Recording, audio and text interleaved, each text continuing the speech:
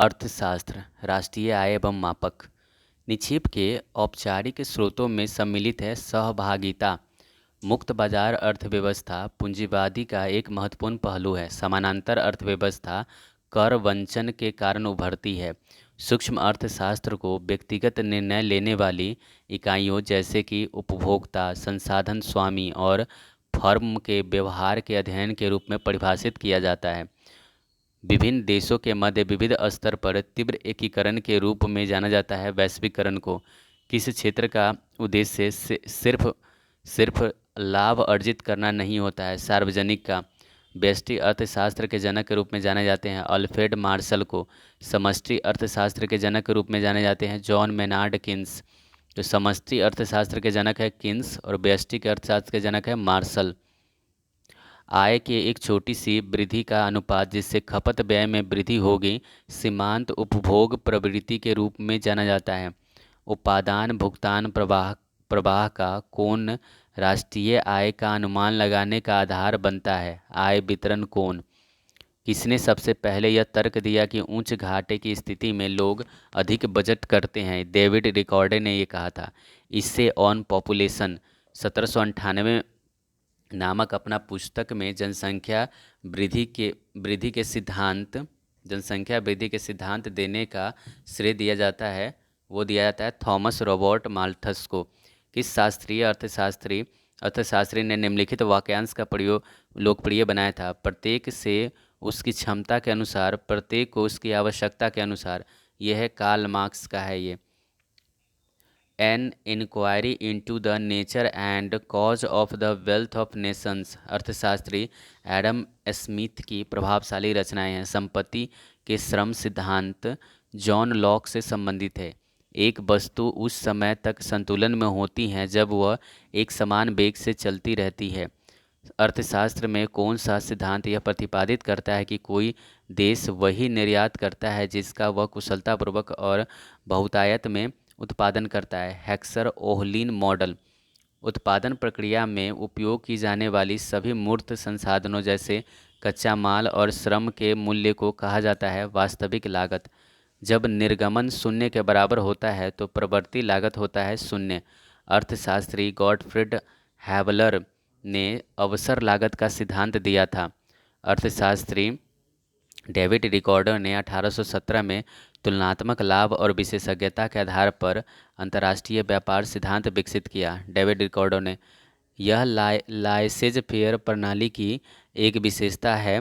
सरकार का कोई हस्तक्षेप नहीं होता है। पश्च बंकन सप्लाई वक्र का संबंध बाजार में श्रम से है। बृहद अर्थशास्त्र शब्द का प्रयोग किया जाता है रागनेर फ्रिस्क ने। संयुक्त क्षेत्र की परिकल्पना में बीच सहयोग आवश्यक होता है। सार्वजनिक क्षेत्र और निजी क्षेत्र के उद्योगों के बीच एक मूल्य तल एक न्यूनतम वैध मूल्य है। सामान्य संतुलन विश्लेषण विकसित किया था बालरस ने। उदासीनता वक्र दो वस्तुओं से प्राप्त संतुति के समान स्तर को मापता है। मूल्य में वृद्धि से होता है उपभोक्ता अधिशेष में घटत। उत्पादन के बाद प्राप्त धन कारक उत्पादन को प्रभावित नहीं करता है। अर्थशास्त्र की दृष्टि से परेटो श्रेष्ठ यदि बिना किसी को बदतर बनाए किसी और को बेहतरी संभव है तो वह स्थिति कहलाता है परेटो श्रेष्ठ। लाभ का नव प्रवर्तन सिद्धांत प्रतिपादित किया था सुम पीटर ने किया था। मैंकिव के अर्थशास्त्र के अनुसार किसी देश का मानव जीवन यापन देश के माल और सेवाओं के उत्पादन करने की क्षमता पर निर्भर करता है। टपकन सिद्धांत आप मात्र ये सिद्धांत निम्नलिखित में किस पर आर्थिक वृद्धि के प्रभाव को नज़रअंदाज करता है? आय वितरण पर। बाजार अर्थव्यवस्था वह होती है जो सरकारी नियंत्रण से मुक्त हो। मिश्रित अर्थव्यवस्था होती है संसाधन आवंटन, वाणिज्य और व्यापार के एक बाजार प्रणाली जिसमें सरकारी हस्तक्षेप से मुक्त बाजार सह अस्तित्व में होते हैं। व्यक्तिगत आयकरों के कटौती से पहले सभी स्रोतों से व्यक्तियों द्वारा अर्जित कुल आय को निरूपित किया जाता है व्यक्तिगत आय से। राष्ट्रीय आय की गणना निव्वल अप्रत्यक्ष कर मदों में बाजार मूल्य पर एनएनपी में से घटाया जाएगा। शुद्ध घरेलू उत्पाद की अवधारणा का सबसे अच्छा निरूपण करता है जीडीपी माइनस मूल्य ह्रास। 1950 से 51 सकल घरेलू उत्पाद औद्योगिक क्षेत्र का योगदान लगभग प्रतिशत है 11.8। किसी अर्थव्यवस्था में अंतिम वस्तुओं और सेवाओं पर कुल खर्च का योग करके राष्ट्रीय आय की गणना करने के लिए व्यय विधि का उपयोग किया जाता है। राष्ट्रीय आय लेखांकन में अंतिम और मध्यवर्ती वस्तुएं सेवाओं के बीच अंतर करना महत्वपूर्ण है, क्योंकि यह आर्थिक विकास और उत्पादकता के अधिक सटीक माप करने में सहायता करता है। अर्थशास्त्र में जीडीपी में अक्षर डी डोमेस्टिक को प्रदर्शित करता है। द्वितीयक सेक्टर में शामिल लोग प्राथमिक सामग्री को संसाधित करते हैं और उसे तैयार माल में परिवर्तित करते हैं। किसी फर्म के मूल्य वर्धित की गणना की जाती है फर्म के उत्पादन का मूल्य माइनस फर्म के द्वारा प्रयुक्त मध्यवर्ती वस्तुओं के मूल्य। वर्ष 2020-21 के लिए वार्षिक सकल घरेलू उत्पाद मौजूदा कीमतों पर इंजीनियरिंग वस्तुओं के माल निर्यात के प्रतिशत हिस्सा अधिकतम था। निर्यात और आय व्यय राष्ट्रीय आय के मापने के व्यय विधि की उचित रूप से कथित घटक नहीं है। राष्ट्रीय आय का व्यापक संकीर्ण अवधारणाओं का सही क्रम कारक लागत पर सकल राष्ट्रीय उत्पाद माइनस कारक लागत पर निवल राष्ट्रीय उत्पाद माइनस व्यक्तिगत आय माइनस व्यक्तिगत प्रयोज्य आय शुद्ध राष्ट्रीय उत्पाद होता है। सकल राष्ट्रीय उत्पाद और मूल्यह्रास का अंतर शुद्ध राष्ट्रीय उत्पाद होता है। निव्वल आर्थिक कल्याण NEW की गणना करते समय शहरी जीवन के भीड़ भाड़ के समायोजन मदों में GNP में से घटाया जाता है। MP एवं GNP में से विदेश से निव्वल कारक आय घटाने पर हमें MP पर GDP प्राप्त होता है। समष्टि आर्थिक प्रदर्शन का सबसे सामान्य उपयोग किया जाने वाला संकेतक है वो है प्रति व्यक्ति सकल राष्ट्रीय उत्पाद। यदि हम एक वर्ष में अर्थव्यवस्था के सभी फर्मों के सकल मूल्य वर्धन का योग करें तो हमें एक वर्ष में उत्पादित वस्तु एवं सेवाओं के कुल मात्रा के मूल्य का माप मिलता है और यह अनुमान कहलाता है सकल घरेलू उत्पाद कहलाता है।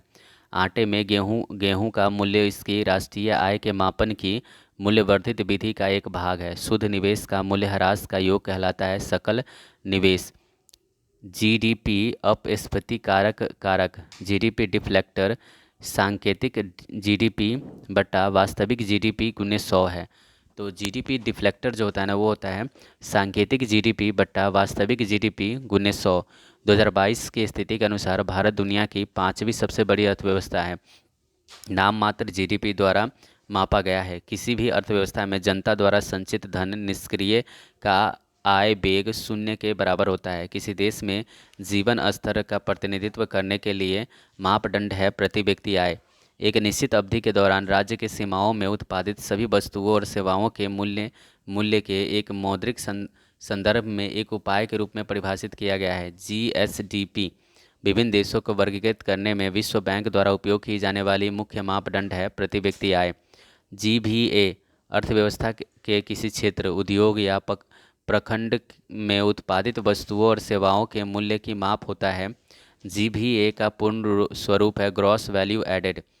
राज्य की आय जो लोगों द्वारा बिना कानूनी उत्तराधिकारी के छोड़ी गई संपत्ति से उत्पन्न होती है राजगामित्व कहलाती है।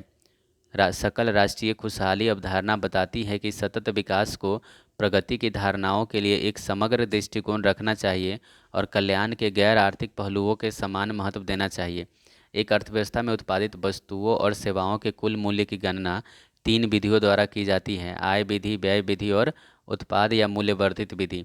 औसत आय को कहा जाता है प्रति व्यक्ति आय। मूल्यह्रास पूंजीगत वस्तुओं के टूट फूट के लिए एक वार्षिक भत्ता है। देश के सभी निवासियों की आय कहलाती है कुल आय। GNP का अर्थ है ग्रॉस नेशनल प्रोडक्ट सकल राष्ट्रीय उत्पाद। कंपनियों की उत्पादकता में वृद्धि का आर्थिक प्रभाव सकल घरेलू उत्पाद में वृद्धि है।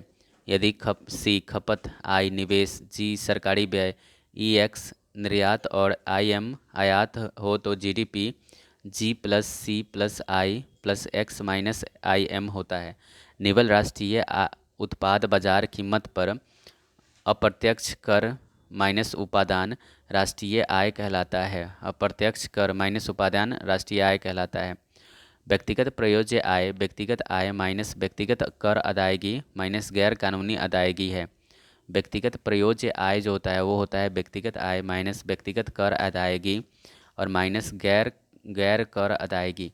राष्ट्रीय आय अवितरित लाभ परिवारों द्वारा की गई निबल ब्याज अदायगी निगम कर प्लस सरकार और फर्मों के परिवार की ओर से की गई अंतर अदायगी कहलाती है, व्यक्तिगत आय कहलाती है। राष्ट्रीय आय माइनस अवितरित लाभ परिवारों द्वारा की गई ब्याज अदायगी माइनस निगम कर प्लस सरकार और फर्मों के परिवार के की गई अंतरण अदायगी कहलाती है, व्यक्तिगत आय।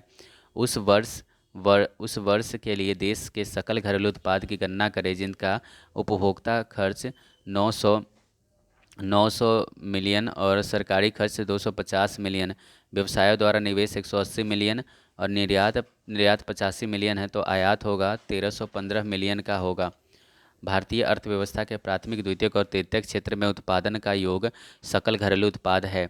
राष्ट्रीय आय का आकलन करते समय गणना नहीं की जाती है। गृहिणी की सेवाएं देश के वित्तीय स्वास्थ्य का सूचक है, जीडीपी है। भारत में पहली बार वैज्ञानिक तरीके से राष्ट्रीय आय की गणना करने वाले अर्थशास्त्री वी राव है। अर्थव्यवस्था के संदर्भ में मध्यवर्ती वस्तुओं से आशय पुनर्विक्रय या अन्य वस्तुओं के उत्पादन के लिए उद्योगों से के बीच बेची जाने वाली वस्तु है। गरीबी एवं बेरोजगारी मानक जनगणना परिभाषा के अनुसार भारत में मुख्य कामगार के रूप में वर्गीकृत किया जा सकता है वह व्यक्ति जो कम से कम 183 दिन काम करता है। डैश प्रकार के बेरोजगारी में व्यक्ति अपनी क्षमता का योगदान कर सकता है। प्रछन्न बेरोजगारी में 1938 में राष्ट्रीय नियोजन समिति द्वारा न्यूनतम आजीविका स्तर के आधार पर सुझाई गई गरीबी रेखा की सीमा जो है वो 15 से 20 प्रति व्यक्ति प्रति माह है। जब श्रमिक एक नौकरी से दूसरी नौकरी की ओर जाता है तो उसे प्रतिरोधात्मक बेरोजगारी कहते हैं। शहरी क्षेत्रों में इनमें से प्रायः शिक्षित बेरोजगारी पाया जाता है। श्रम शक्ति भागीदारी भारत में व्यावसायिक संरचना और बेरोजगारी को प्रदर्शित करता है। भारत में बेरोजगारी दर की गणना करने की विधि सही ढंग से परिभाषित करता है। श्रम बल में व्यक्तियों के बीच बेरोजगार व्यक्तियों का प्रतिशत। 2011-12 के लिए राष्ट्रीय गरीबी रेखा का प्राकलन भारत के ग्रामीण क्षेत्रों के लिए प्रति माह जो है वो 816 पर किया गया है। नीति आयोग द्वारा तैयार किए गए नवंबर 2021 में जारी किए गए पहले बहुआयामी गरीबी के अनुसार सबसे गरीब राज्य है बिहार है।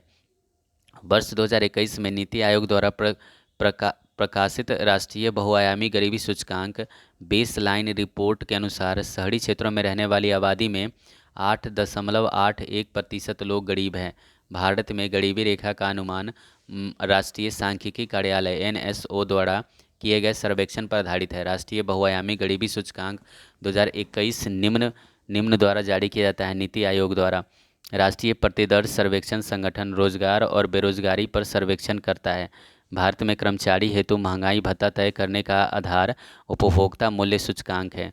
छोटे किसान और मौसमी मजदूर जैसे लोग जो नियत रूप से गरीबी रेखा के दायरे के अंदर और बाहर होते रहते हैं उन्हें बिलोडन गरीब के रूप में वर्गीकृत किया जाता है। स्वतंत्रता के पूर्व भारत में दादा भाई नौरोजी गरीबी रेखा की अवधारणा पर चर्चा करने वाले पहले व्यक्ति थे। भारत में गरीबी रेखा को मापने के लिए उपयोग की जाने वाली निर्वाह कारक है वो है शिक्षा है।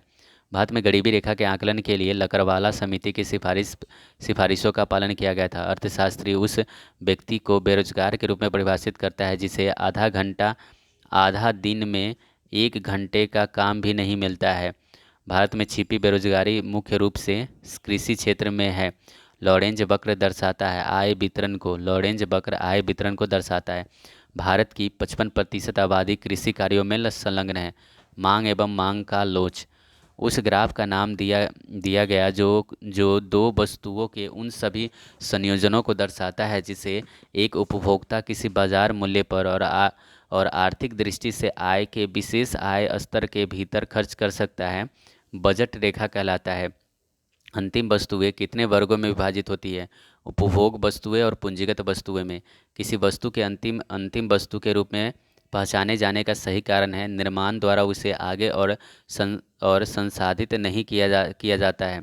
अर्थशास्त्रियों के लिए मांग का अर्थ है किसी उत्पाद या सेवा की वह मात्रा जिसे लोग खरीदने के लिए तैयार और सक्षम दोनों हो। परिवर्तन वक्र को उत्पादन संभावना वर्ग के रूप में जाना जाता है। बजट सेट उन सभी मंडलों का संग्रह है जिसे उपभोक्ता विद्यमान बाजार कीमतों पर अपनी आय से खरीद सकता है। बजट जब स्थानापन्न उत्पादों की कीमत में वृद्धि होती है तो मांग वक्र रेखा में परिवर्तन होगा, बाहर की ओर खिसकेगी। सामान्य वस्तुओं के संदर्भ में आय और मांग के बीच संबंध होता है, प्रत्यक्ष संबंध होता है। जिन बिंदु पर बजट रेखा अनधिमान वक्र को स्पर्श करती है वही उपभोक्ता का इष्टतम होता है। यदि एक कारखाने के लिए लाभ अलाभ मात्रा 2400 यूनिट है, जिसका एक सेल के निर्माण की चर लागत 15 रुपये है और बिक्री मूल्य 24 रुपये है, कारखाना का निर्धारित लागत ज्ञात करें तो निर्धारित लागत 2 रुपये होगा। मांग में कमी और आपूर्ति आपूर्ति मांग में कमी और आपूर्ति में वृद्धि का संतुलन कीमत पर प्रभाव पड़ेगा। संतुलन मूल्य घट जाता है। किसी वस्तु या सेवा की मांग जो किसी अन्य चीज़ की मांग का परिणाम है उसे व्युत्पन्न की मांग कहते हैं। आर्थिक शब्दावली में निम्न कारक उत्पाद वस्तु के व्यक्तिगत मांग का निर्धारण करता है। वस्तु की कीमत, उपभोक्ता की आय, उपभोक्ता के रुचि और पसंद।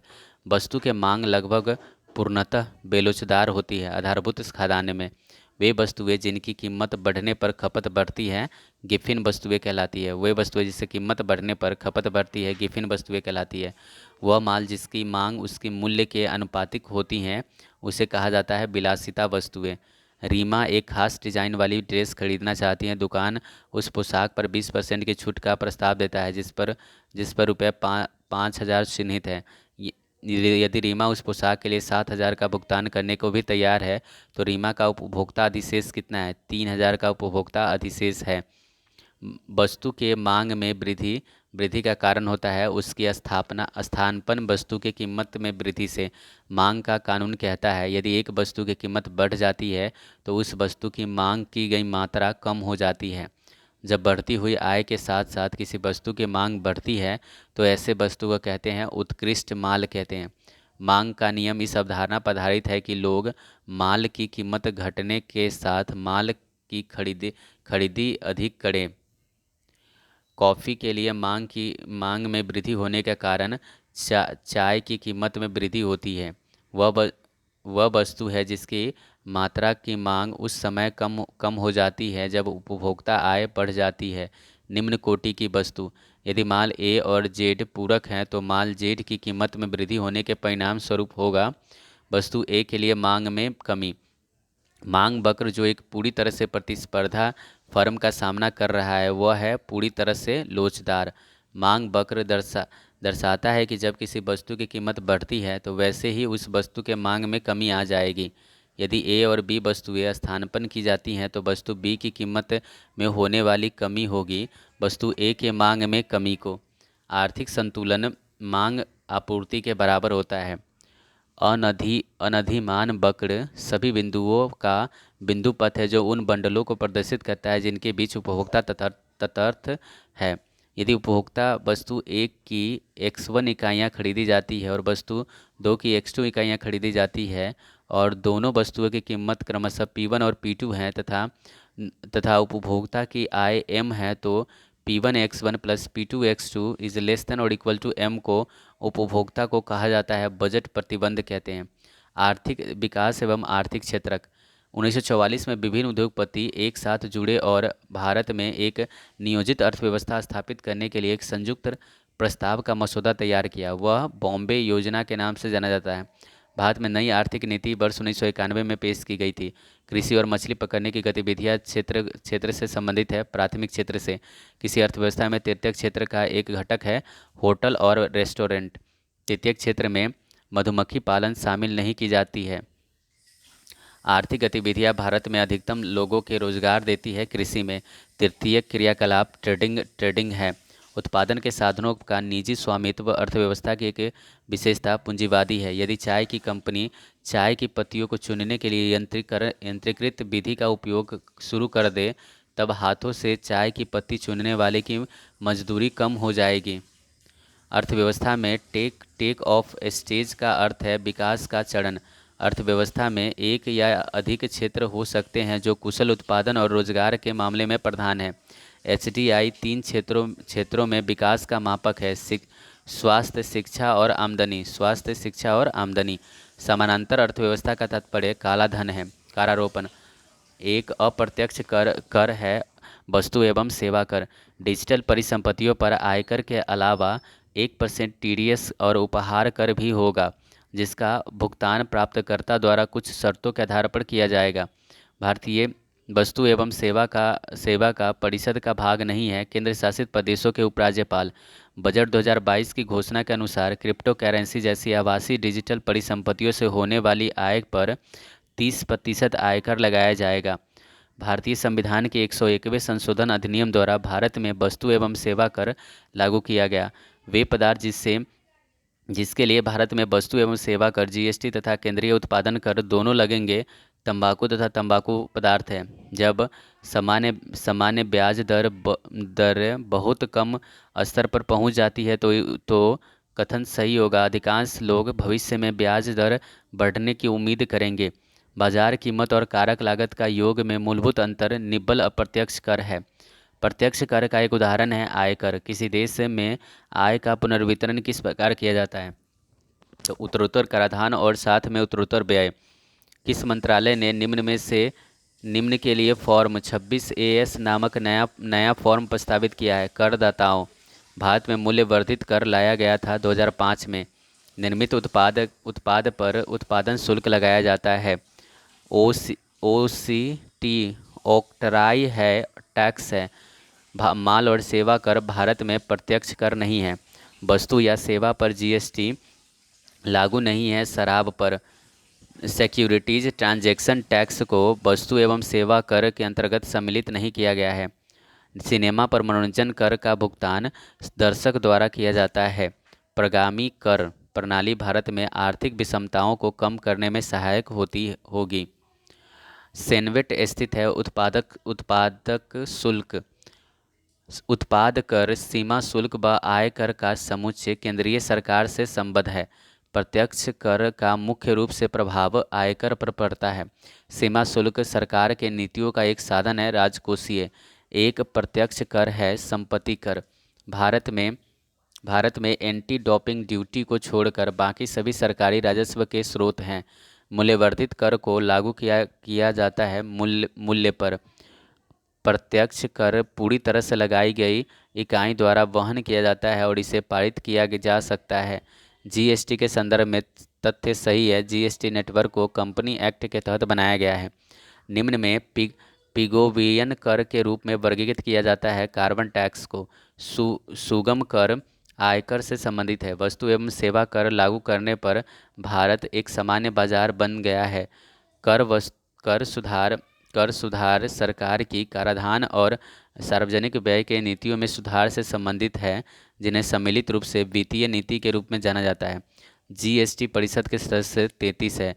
जीएसटी परिषद द्वारा लॉटरी पुरस्कारों के लिए निर्मित की गई समान जीएसटी दर 28% है। भारत में प्रमुख राज्य कर है वह है स्टाम्प ड्यूटी और पंजीकरण।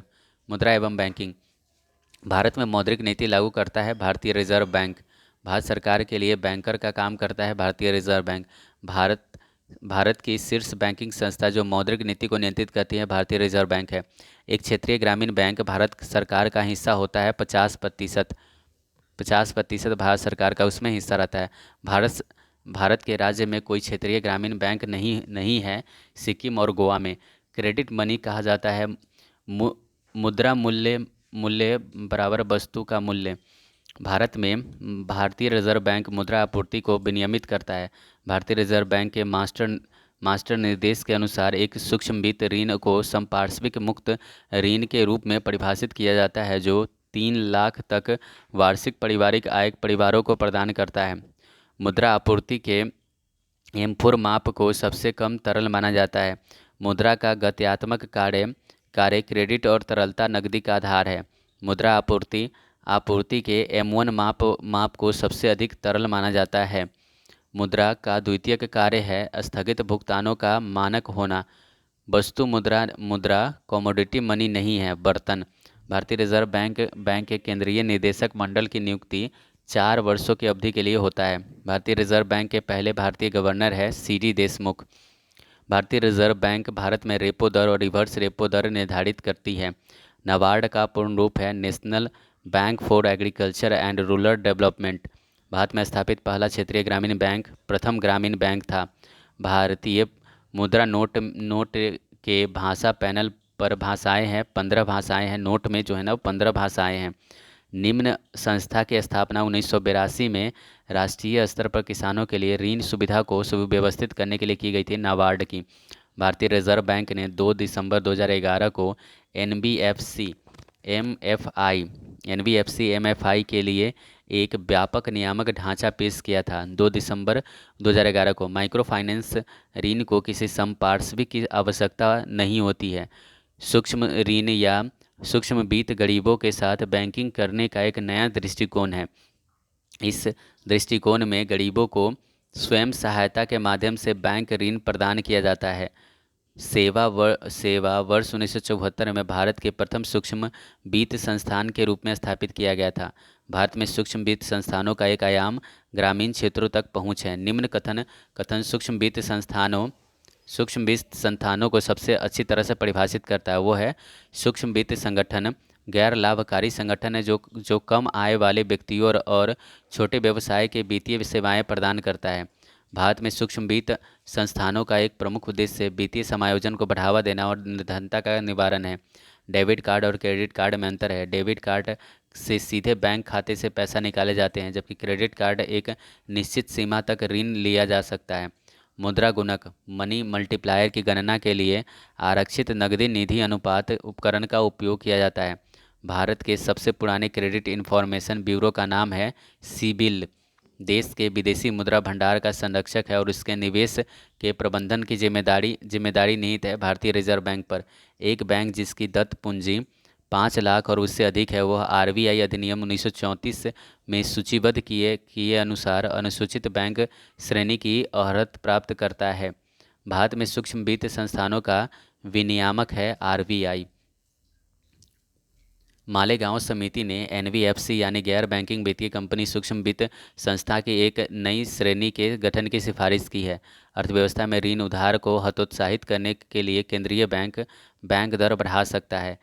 एसएलआर का निर्धारण भारतीय रिजर्व बैंक द्वारा किया जाता है।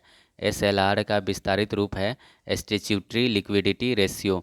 भारत का सार्वजनिक क्षेत्र के अनुसूचित बैंक नहीं है। बंधन बैंक सकल मौद्रिक संसाधन के रूप में जाना जाता है। M1+ वाणिज्यिक बैंकों के निबल शाब्दिक जमा। भारत में करेंसी नोट आरबीआई द्वारा जारी की जाती है। भारत में 10 रुपये के नोट जारी करता है भारतीय रिजर्व बैंक। सहकारी बैंक अपने ग्राहकों को स्वामित्व में होते हैं और एक व्यक्ति एक मत के सहकारी सिद्धांत का अनुसरण करते हैं। किसी भी बैंक के नेट वर्थ कोष प्लस ऋण माइनस देनदारियों के बराबर होता है। कोष प्लस ऋण माइनस देनदारियों के बराबर होता है। भारत में भारतीय रिजर्व बैंक अर्थव्यवस्था में बैंकों के लिए सीआरआर तय करता है। मुद्रा की पूर्ति के लिए मापों में समस्त मौद्रिक संसाधन कहा जाता है। M3 को समस्त मौद्रिक संसाधन कहते हैं।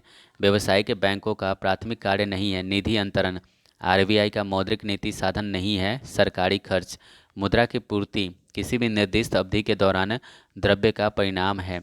उस स्थिति में एमएफआईएस की अधिक संसाधनों को आकर्षित करने और अपने ग्राहकों के लिए सेवाओं का विस्तार करने की क्षमता को बढ़ाती है।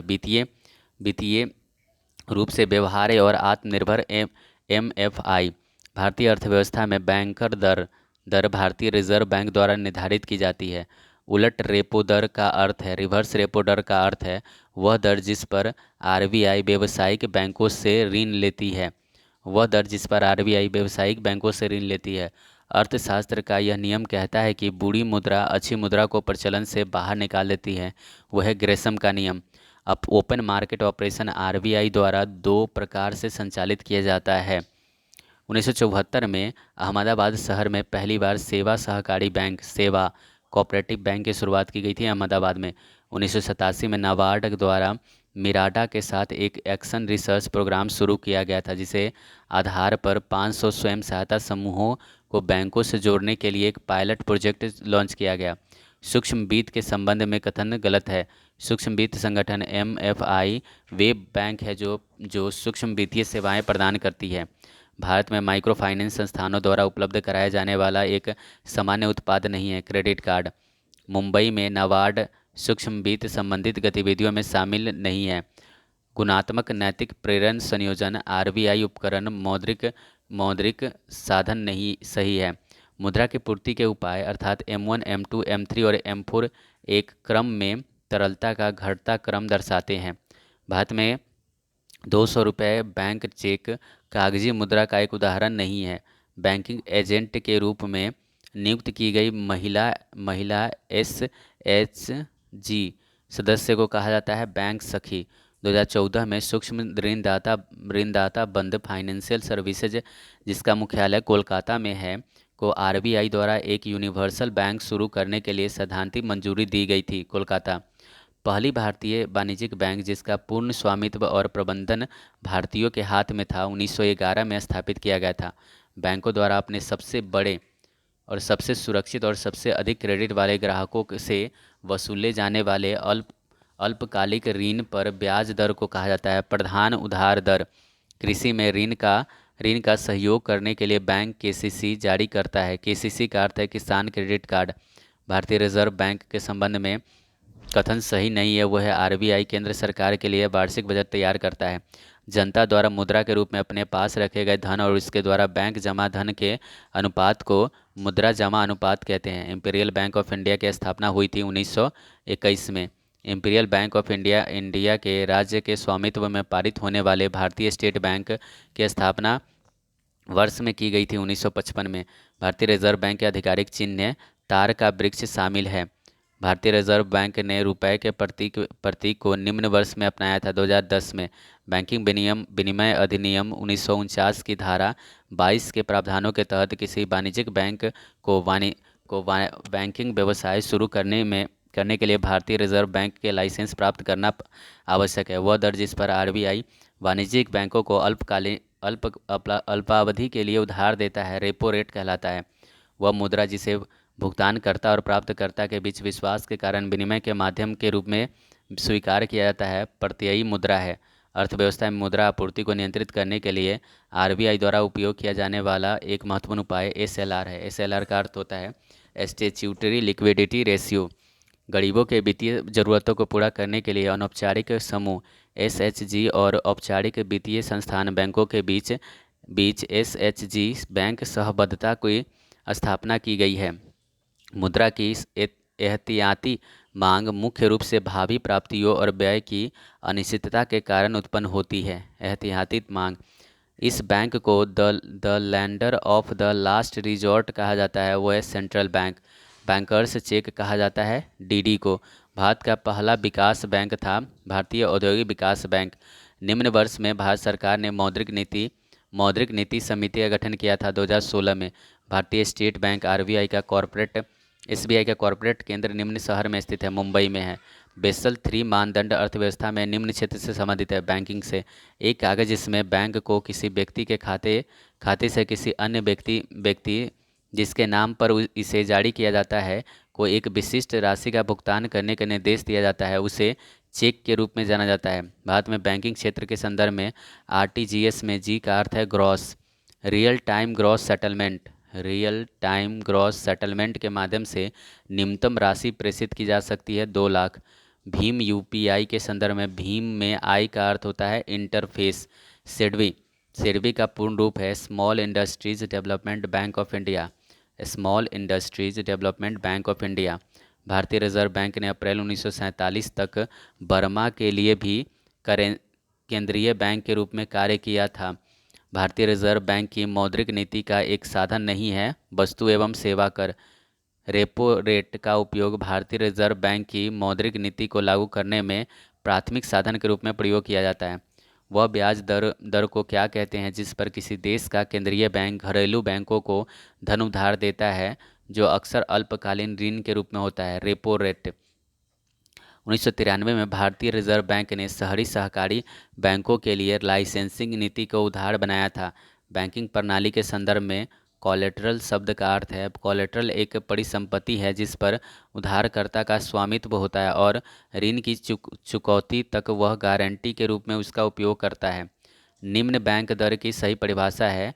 यह वाणिज्यिक बैंकों द्वारा आरबीआई का देय ब्याज दर है। सूत्र मौद्रिक और तरलता राशियों के लिए सही नहीं है। M3 बराबर M1 प्लस पोस्ट ऑफिस बजटों का नेट टाइम डिपॉजिट, ये गलत है। ये एक सुलभ मुद्रा वह है जिसमें अन्य मुद्राओं के सापेक्ष मूल्यों में कमी की अपेक्षा की जाती है। सेंट्रल बैंक ऑफ इंडिया ने दिसंबर 2020 में NPCI national payment corporation of India के साथ मिलकर सिर्फ संपर्क रहित रूपे सेलेक्ट डेबिट कार्ड लॉन्च किया। देश के मौद्रिक प्राधिकरण भारतीय रिजर्व बैंक की कुल देयता को कहा जाता है हाई पावर्टी मनी। भारतीय रिजर्व बैंक के सॉवरेन गोल्ड बॉन्ड स्कीम के तहत जारी बॉन्ड पर 2.50 प्रति वर्ष ब्याज लगता है। भारतीय बैंकिंग प्रणाली के संदर्भ में नकद आरक्षित अनुपात रिजर्व बैंक ऑफ इंडिया द्वारा तय की जाती है। भारतीय स्टेट बैंक की स्थापना 1806 में बैंक ऑफ कलकत्ता के रूप में की गई थी। बैंक ऑफ बड़ौदा के साथ विजया बैंक और देना बैंक का समामेलन लागू हुआ था 1 अप्रैल 2019 को। भारत में बैंकिंग प्रणाली के संदर्भ में IFSC का पूरा रूप है Indian financial system code. IRDA Bharat में पूंजी बाजार को विनियमित नहीं करता है। सुनील अरोड़ा भारतीय रिजर्व बैंक के गवर्नर नहीं था। निम्न बैंक ने करेंसी नोटों के मूल्य वर्ग की पहचान करने के लिए दृष्टिबाधित लोगों के सहायतार्थ मानी मोबाइल एडेड नोट आइडेंटिफायर नामक मोबाइल ऐप लॉन्च किया है। RBI वह स्थान जहां बैंकर्स मिलते हैं और उनके पारस्परिक दावों और खातों का व्यवस्थीकरण करते हैं क्लियरिंग हाउस कहलाता है। भारत में मुद्रा के दशमलव प्रणाली प्रारंभ हुआ था 1957 में। लोगों द्वारा मुद्रा करेंसी में धारित मुद्रा और बैंक जमा के रूप में धारित मुद्रा के अनुपात को करेंसी जमा कहते हैं। नकद आरक्षित अनुपात की गणना प्रत्येक बैंक शुद्ध मांग और समय देनदारियों के प्रतिशत के रूप में करते हैं। भारतीय रिजर्व बैंक ऑफ इंडिया सरकार को कर खर्चे वहन नहीं करते हैं। बिटकॉइन ब्लॉकचेन तकनीक पर निर्मित है। ARDC नाबार्ड की एक शाखा है। ARDC का पूरा रूप है कृषि पुनर्वित्त और विकास निगम। बैंक ब्याज अर्जित करते हैं ऋण पर। भारतीय बैंक नहीं है। HDFC भारतीय बैंक नहीं है। भारतीय रिजर्व बैंक का एक लेखा वर्ष जुलाई से जून है। NPCI का पूर्ण रूप है national payment corporation of India. Bharat के सभी खुदरा भुगतान प्रणालियों के लिए एक अम्ब्रेला संगठन है। भिन्नात्मक ब्याज प्रणाली का उद्देश्य समाज के कमजोर वर्ग को रियायती कर्ज प्रदान करना है। बड़े वाणिज्यिक बैंकों का राष्ट्रीयकरण 1969 में हुआ है। लोगों द्वारा मुद्रा करेंसी में धारित मुद्रा और बैंक जमा के रूप में धारित मुद्रा के अनुपात को करेंसी जमा कहा जाता है। खुला बाजार कार्यवाही से तात्पर्य भारतीय रिजर्व बैंक द्वारा सरकारी प्रतिभूतियों की खरीद और बिक्री है। वित्तीय नीति नहीं है, खुला बाजार ऑपरेशन। यह नियम कहता है कि बुरा पैसा संचरण में अच्छा पैसा को बाहर निकाल देता है। ग्रेसम का नियम। भारत में बैंकिंग विनियमन अधिनियम 1949 में पारित किया गया था। बैंकिंग के संदर्भ में ADF का पूर्ण रूप है ऑटोमेटेड डेटा फ्लो। बैंक खाते में जमा राशि जो मांग पर वापस ली जा सकती है कहलाती है मांग जमा। बैंकें अपने जमाओं का अधिकतम जमाओं के देय में उपयोग करती है लोन के वितरण में। इलाहाबाद बैंक का मुख्यालय स्थित है कोलकाता में। भारतीय मुद्रा के 2000 रुपये के नोट पर मंगलयान का रूपांकन मौजूद है। विजया बैंक का मुख्यालय स्थित है बेंगलोर में। सिंडिकेट बैंक का मुख्यालय स्थित है मणिपाल कर्नाटक में। मौद्रिक नीति समिति के अध्यक्ष है भारतीय रिजर्व बैंक के गवर्नर। बढ़ती का नाम जिंदगी एक्सिस बैंक की टैगलाइन है। भारत की बैंकिंग प्रणाली के संदर्भ में NEFT का पूर्ण रूप है फुल फॉर्म है national electronics fund transfer. National electronics fund transfer. भारतीय बैंकिंग प्रणाली के संदर्भ में RTGS का पूर्ण रूप है रियल टाइम ग्रॉस सेटलमेंट। व्यक्ति भारतीय रिजर्व बैंक का गवर्नर नहीं था, वो है MS गिल। वह ब्याज दर जिस पर वाणिज्यिक बैंक अपनी लघु अवधि की ऋण जरूरतों को पूरा करने के लिए RBI से धन उधार लेते हैं वो बैंक दर कहलाता है। एक्सिस बैंक अपने माइक्रो ATM टैबलेट के माध्यम के आधार पर आधारित लेन देन के लिए आइरिस आँख की पुतली स्कैन प्रमाणीकरण सुविधा शुरू करने वाला देश का पहला बैंक बन गया है। यदि किसी अर्थव्यवस्था में मुद्रा निरंतर बढ़ती है तो केंद्रीय बैंक रेपो दर में वृद्धि कर देता है। इंडियन ओवरसीज बैंकों के संस्थापक हैं M चिदम्बरम चेट्टियार। आपका भला सबकी भलाई बंधन बैंक की टैगलाइन है। डेबिट कार्ड पर अंक अंकित होते हैं, 16 अंक अंकित होते हैं डेबिट कार्ड पर। मर्चेंट डिस्काउंट दर का अर्थ है डेबिट और क्रेडिट कार्ड द्वारा लेन देन पर भुगतान प्रसंस्करण सेवाओं के लिए व्यापारी से ली गई शुल्क दर। मुद्रास्फीति, मान लीजिए कि अमेरिका डॉलर और भारतीय रुपए के बीच विनिमय दर एक एक डॉलर 55 है। अब यदि यह विनिमय दर बढ़कर $1.60 हो जाता है तो इस स्थिति में अमेरिकी डॉलर की तुलना में भारतीय रुपए का अवमूल्यन हुआ है। स्फीति जनित मंदी एक ऐसी परिदृश्य का वर्णन करता है जिसमें यह एक अर्थव्यवस्था एक ही समय में मुद्रास्फीति और वास्तविक उत्पादन में गिरावट दोनों का सामना करती है। स्फीति जनित मंदी मुद्रा धारण करने के अवसर लागत को नहीं दर्शाता है, द्रव्य निकालने में लेन देन की लागत।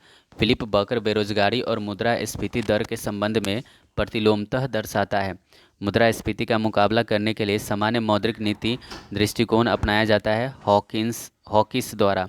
WPI का पूरा नाम है होलसेल प्राइस इंडेक्स। यदि अर्थव्यवस्था मुद्रास्फीति का सामना कर रही है तो देश का केंद्रीय बैंक करेगा, दरें बढ़ाकर पैसे की लागत बढ़ाएगा। भारत सरकार द्वारा थोक मूल्य सूचकांक WPI की गणना के लिए आधार वर्ष के रूप में 2011-12 लिया गया है। यदि माल और सेवाओं की आपूर्ति की तुलना में धन की आपूर्ति में कमी है तो संभावित अपस्फीति परिणाम होगा। अपस्फीति के संबंध में सही है, एक विशिष्ट अवधि में मुद्रास्फीति की दर में कमी। एक मंदी के दौरान वहाँ क्षमता से कम उपयोग होगा।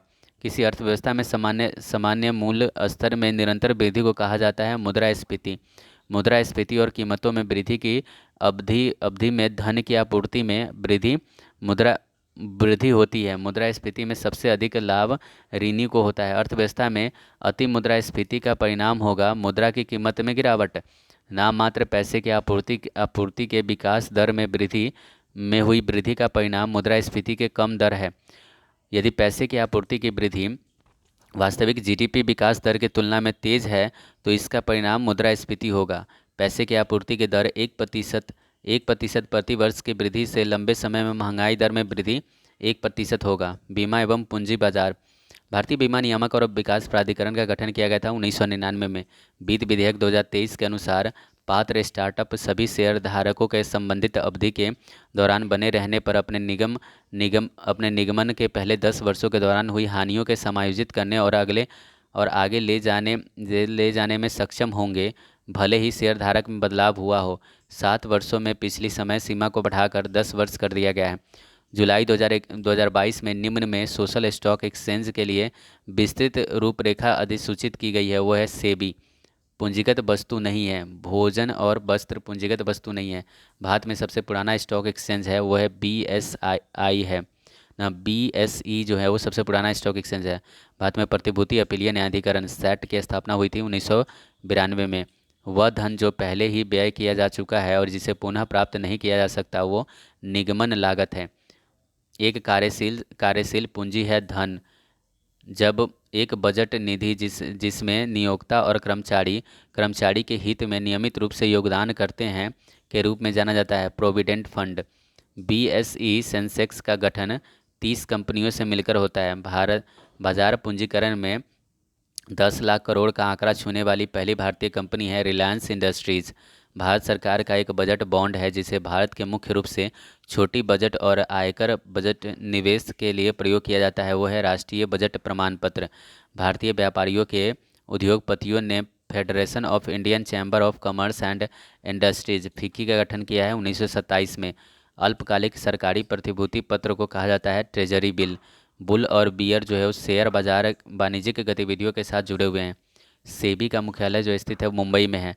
जनरल इंश्योरेंस और कॉरपोरेशन ऑफ इंडिया नियमित हुई थी 1972 में। श्रेष्ठ प्रतिभूतियां सरकार द्वारा जारी प्रतिभूतियां होती हैं। पूंजी बाजार के संदर्भ में FPO का संक्षिप्त नाम है फॉलो ऑन पब्लिक ऑफर।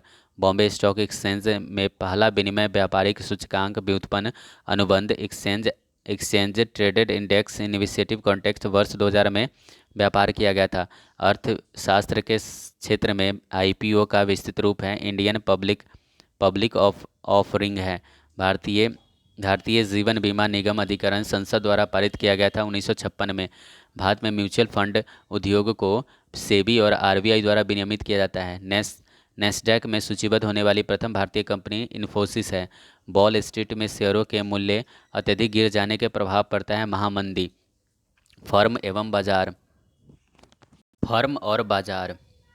सीमांत उत्पादन संभावना वक्र एक अर्थव्यवस्था में कपास की किसी निश्चित मात्रा के बदले कपास की अधिकतम संभावित उत्पादित मात्रा या तथा अनाज के बदले कपास की मात्रा दर्शाता है। उस वक्र को कहते हैं सीमांत उत्पादकता संभावना।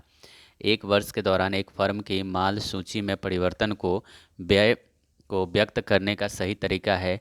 एक वर्ष के दौरान एक फर्म में माल सूची में परिवर्तन मूल्यवर्धित प्लस फर्म द्वारा प्रयुक्त मध्यवर्ती वस्तुएं माइनस एक वर्ष के दौरान फर्म में बिक्री। मशीनों पर व्यय स्थिर लागत है। एक विशेषता एकाधिक स्पर्धा की नहीं है। बाजार में उत्पादक समजातीय होता है। वस्तु तथा उत्पाद विभेद बाजार में पाया जाता है। अपूर्ण प्रतियोगिता बाजार में। समान मूल्य निम्न बाजार की विशेषता है। पूर्ण प्रतियोगिता लंबे समय में प्रत्येक पूरी तरह से प्रतिस्पर्धी फर्म के लिए कीमत बराबर होता है। सीमांत लागत बराबर होता है न्यूनतम औसत कुल लागत।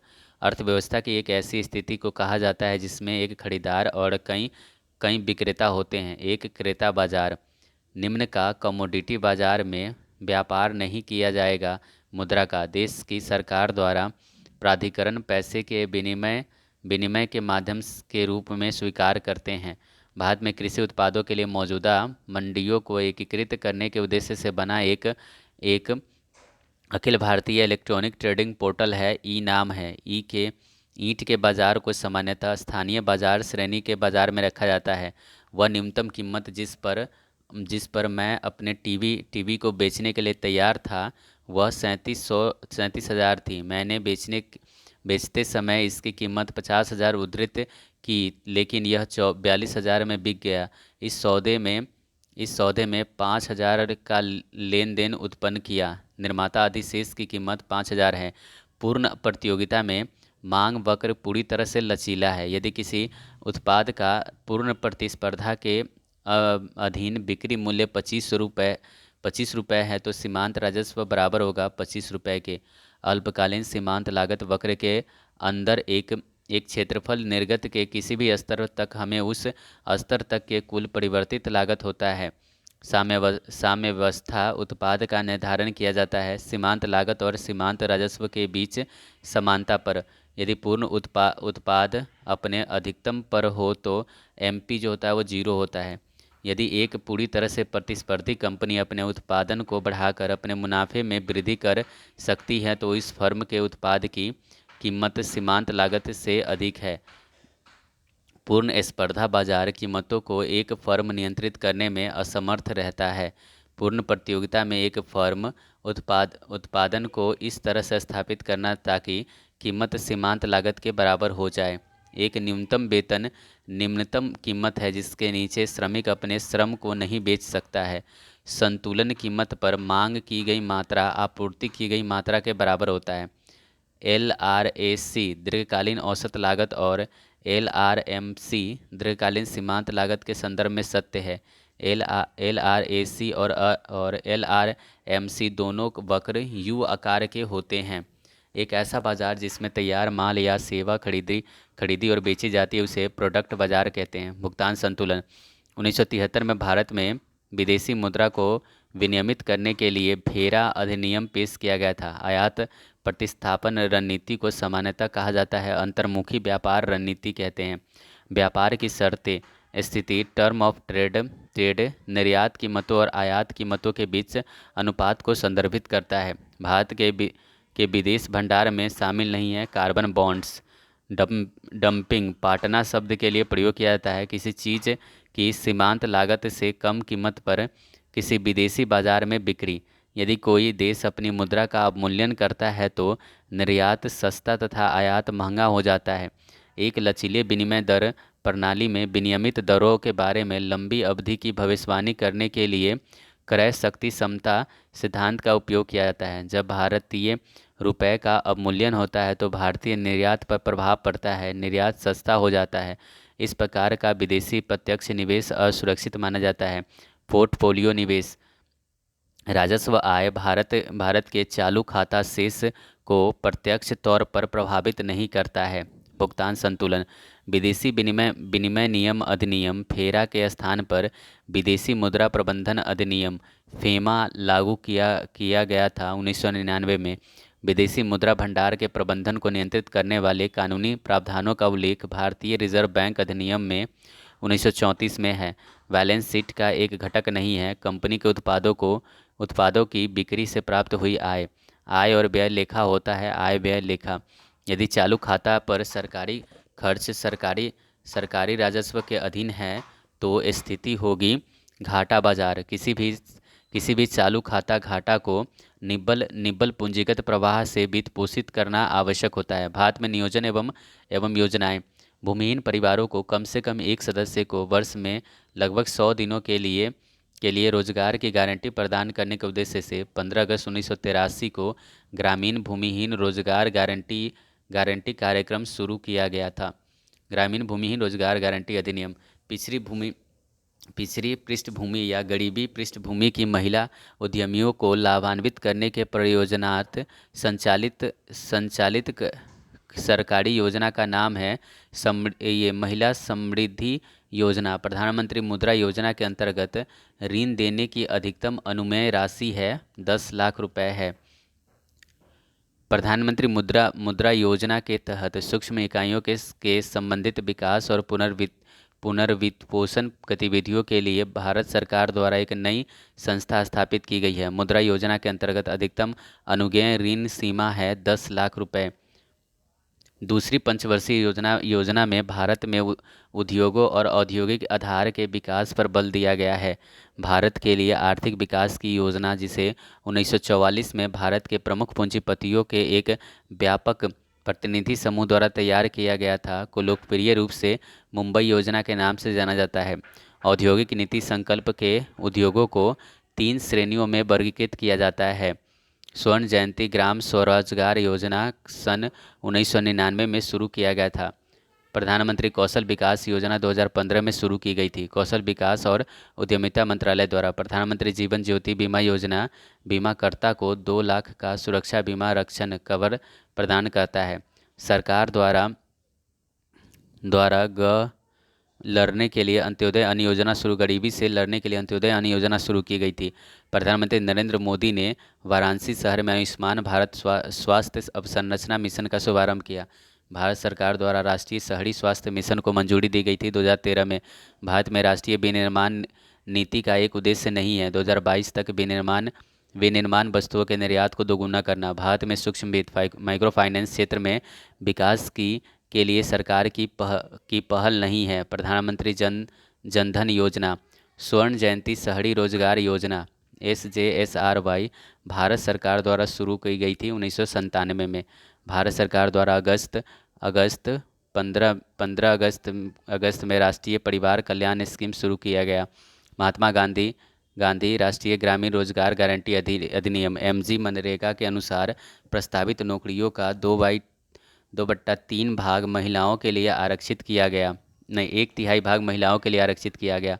मनरेगा के अंतर्गत किसी ग्रामीण निर्धन व्यक्ति को अधिकतम 100 दिन तक रोजगार मिल सकता है। भारत में ग्रामीण और शहरी क्षेत्रों में रियायती मूल्यों पर खाद्यान्न और अन्य आवश्यक वस्तुएं प्रदान करता है।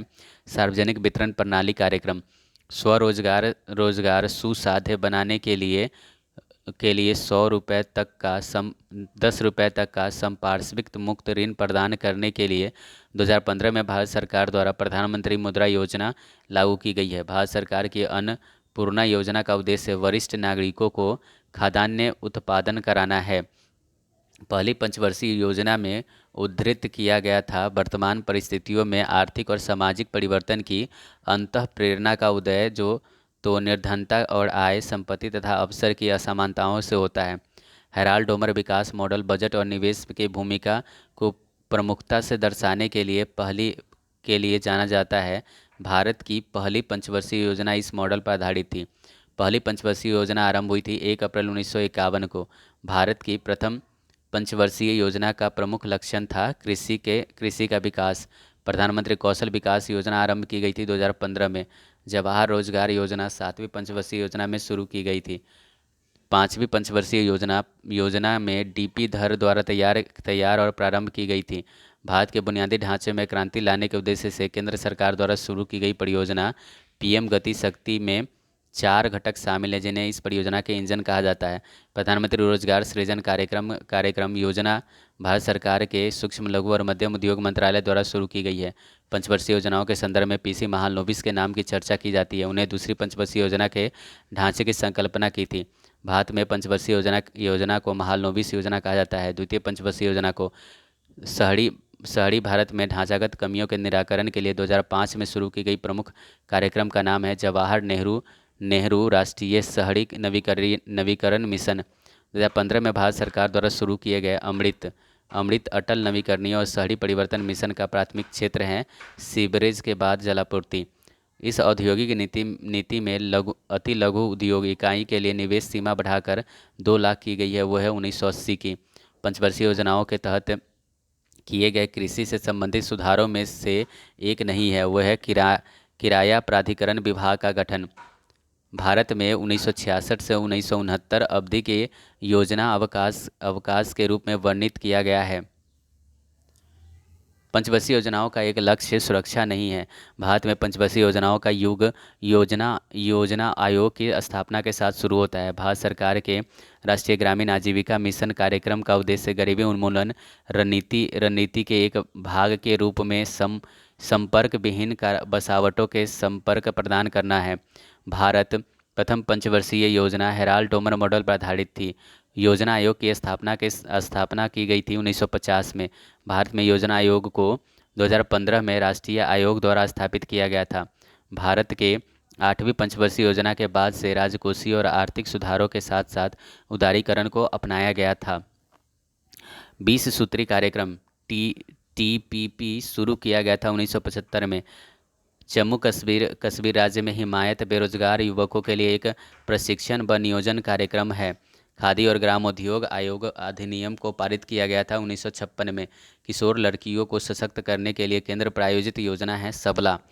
भारत सरकार को नकुल स्वास्थ्य पात्र योजना शुरू किया है पशुओं और स्वास्थ्य के देखभाल के लिए। भारत सरकार द्वारा प्रधानमंत्री अन्नदाता आय संरक्षण अभियान PM आशा शुरू किया गया है 2018 में। भारत में कृत्रिम बुद्धिमत्ता आर्टिफिशियल इंटेलिजेंस में नवोन्मेष को बढ़ावा देने के लिए निम्न संगठन के वैज्ञानिकों ने AI फॉर भारत नामक मंच का शुभारंभ किया है। Indian institute of technology Madras. उद्योग 4.0 एक जटिल साइबर भौतिकी प्रणाली है जो डिजिटल प्रौद्योगिकियों के साथ उत्पादन में सहयोग करती है। रेल मंत्रालय और विज्ञान एवं प्रौद्योगिकी विभाग ने उद्योग 4.0 पर एक अनूठी परियोजना प्रारंभ करने के लिए IIT कानपुर के साथ साझेदारी पर हाथ मिलाया है। राष्ट्रीय शहरी स्वच्छता नीति शुरू की गई थी 2008 में। प्रधानमंत्री उज्ज्वला योजना प्रारंभ की गई 2016 में। श्रम और रोजगार मंत्रालय ने कौशल विकास पर पहली राष्ट्रीय नीति तैयार की थी 2009 में। लोकप्रिय बालिका बचत योजना सुकन्या समृद्धि योजना के तहत वर्तमान में आवश्यक न्यूनतम वार्षिक जमा राशि है 250 रुपये। भारत सरकार ने केंद्रीय ग्रामीण स्वच्छता कार्यक्रम का शुभारंभ किया 1986 में। प्रधानमंत्री रोजगार सृजन कार्यक्रम में व्यवसाय सेवा क्षेत्र स्वीकार्य परियोजना की अधिकतम लागत ₹10 लाख है। नमामि गंगे कार्यक्रम को भारत सरकार द्वारा अनुमोदित किया गया था 2014 में। केंद्र शासित प्रदेश के निवासियों के लिए प्रधानमंत्री नरेंद्र मोदी ने दिसंबर 2020 में आयुष्मान भारत प्रधानमंत्री जन आरोग्य योजना सेहत योजना शुरू किया था। जम्मू कश्मीर में इंस्पायर विज्ञान के प्रति प्रतिभा को आकर्षित करने के लिए विज्ञान और प्रौद्योगिकी विभाग द्वारा संचालित एक आउटरीच कार्यक्रम है। इसमें प्रथम वन से तात्पर्य नवाचार से है। भारत सरकार के प्रथम औद्योगिक नीति की घोषणा की गई थी 6 अप्रैल 1948 को। कुटीर ज्योति योजना संबंधित है गरीबी रेखा के निचले स्तर के ग्रामीण परिवारों के बिजली देने से। 31 मार्च 2020 तक या उससे पहले प्रधानमंत्री व्यय वंदना योजना के अंतर्गत प्रति वरिष्ठ नागरिक निवेश की अधिकतम अनुमत राशि जो है वो 15 लाख है। प्रधानमंत्री सौभाग्य योजना संबंधित है घर के विद्युतीकरण से। प्रधानमंत्री जन धन योजना संबंधित है वित्तीय सेवाएं से संबंधित है। निर्धन परिवार से संबंधित ग्रामीण युवाओं के कौशल और उत्पादक क्षमता का विकास करने के माध्यम से समावेशी विकास को प्राप्त करने के उद्देश्य से दीनदयाल उपाध्याय ग्रामीण कौशल्य योजना शुरू की गई है। ऑनलाइन बुनियादी ढांचों के सुधार और इंटरनेट कनेक्टिविटी में वृद्धि करने करके इलेक्ट्रॉनिक्स रूप में नागरिकों को सरकारी सेवाएं प्रदान करने के उद्देश्य से डिजिटल इंडिया योजना शुरू किया गया था। प्रधानमंत्री आवास योजना PMAY का मिशन 2022 तक शहरी क्षेत्रों में सभी के लिए आवास लक्ष्य को प्राप्त करना है। प्रधानमंत्री किसान सम्मान निधि का औपचारिक रूप से प्रारंभ किया गया था 2019 में। पहाड़ी राज्यों के प्रधानमंत्री आवास योजना ग्रामीण के तहत प्रदान की जाने वाली एकल सहायता राशि है 1.30 लाख।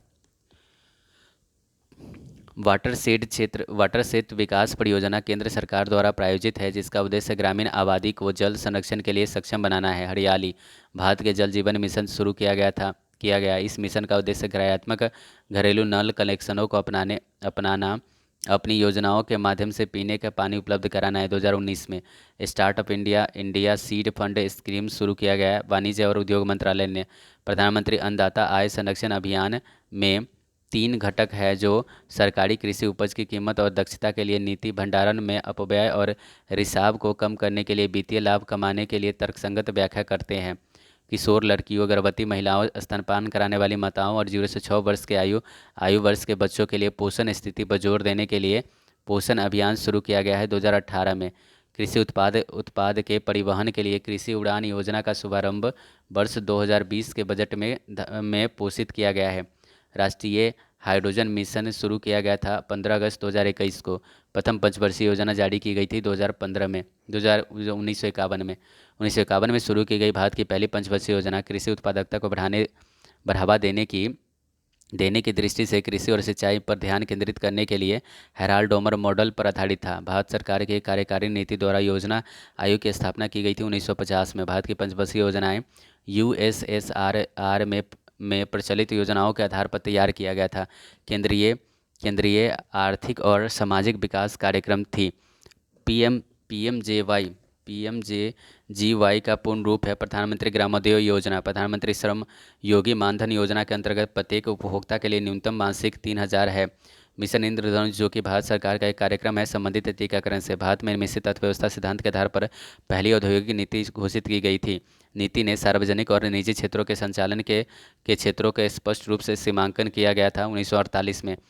भारतीय पंचवर्षीय योजना ने सभी विकासात्मक प्रयासों के सार के रूप में मानव विकास को मान्यता दी। 8वीं पंचवर्षीय योजना पंचवर्षीय योजनाओं के अर्थव्यवस्था के उदारीकरण के रूप में भी जाना जाता है। 8वीं पंचवर्षीय योजना के संकल्प परियोजन से आरंभ की गई थी। एड्स समाप्त करने के लिए हिंदू रेट ऑफ ग्रोथ शब्द दिया था कृष्णा ने। स्वर्ण जयंती ग्राम स्वरोजगार योजना पुनर्गठन होकर राष्ट्रीय ग्रामीण आजीविका मिशन हो गई। प्रधानमंत्री सुरक्षा बीमा योजना के अंतर्गत आकस्मिक मृत्यु के लिए बीमा रक्षण 2 लाख की राशि उपलब्ध है। भारत सरकार की प्रधानमंत्री वय वंदना योजना संचालित कर रही है LIC of India. Atal pension योजना में सम्मिलित होने के लिए अधिकतम आयु है 40 वर्ष। भारत में national food for work programme शुरू किया गया है 2004 में। नीति आयोग के संदर्भ में T अक्षर का आशय है ट्रांसफॉर्मिंग है। दूसरी पंचवर्षीय योजना के तहत राउरकेला, भिलाई और दुर्गापुर के इस्पात संयंत्र स्थापित किए गए थे। भारत में दूसरी पंचवर्षीय योजना की अवधि 1956 से 61 है। मानव संसाधन विकास मंत्रालय ने मध्याह्न भोजन योजना लागू किया था। भारत में विद्यालय जाने वाले बच्चों के लिए मध्याह्न भोजन योजना शुरू करने वाला पहला राज्य तमिलनाडु था। भारत सरकार द्वारा शुरू की गई आयुष्मान भारत योजना प्रति वर्ष प्रति परिवार तक 5 लाख तक की चिकित्सा सुविधा प्रदान करती है। 40 वर्ष से ऊपर के लोग प्रधानमंत्री श्रम योगी मानधन योजना के पात्र नहीं है। मानव संसाधन विकास मंत्रालय द्वारा एक शैक्षणिक पोर्टल जारी किया गया है जो अनुसंधान के प्राथमिक छात्रों से लेकर विद्वान शिक्षकों और आजीवन शिक्षार्थियों की आवश्यकताओं को पूरा करता है। यह पोर्टल का नाम है साक्षात। लड़कियों के शिक्षा के महत्व के बारे में जागरूकता फैलाने के लिए गर्ल राइजिंग बहुस्तरीय वैश्विक अभियान है। RGSEAG योजना का उद्देश्य 11 से 18 वर्ष आयु वर्ग के किशोरियों को सर्वांगीण विकास करना और उन्हें आत्मनिर्भर बनाना है।